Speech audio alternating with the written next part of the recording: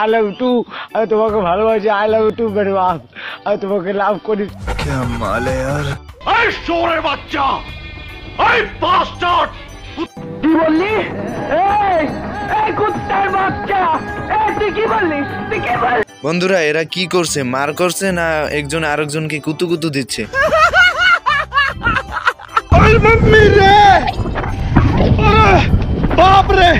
হালাই আমার 14-র মধ্যে খায় ফেলাইছিল। গাইস লিমিটের একটু ফাজলামো থাকা দরকার। দেখুন নিজে গাছ হয়ে আরেক গাছকে কিভাবে আগুন ধরাচ্ছে।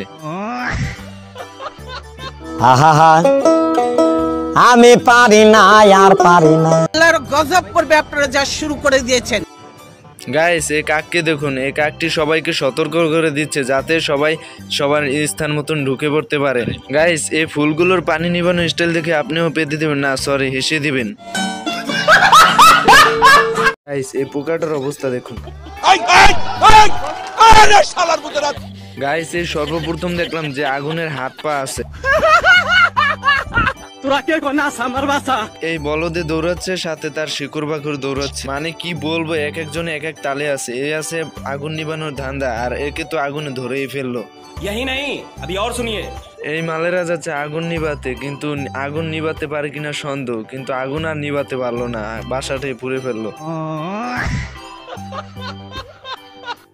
এরা আবার ডাকাডাকি করছে মেঘকে আসার জন্য, যাতে বৃষ্টির মাধ্যমে তাদের আগুন নিবানো যায়। এই মালেরা দিয়ে একবার মেঘকে ফুটা করেই দিল। ओ भाई ये क्या है। আমার মাফ করে দে হুজুর, আমার ভুল হয়ে গেছে।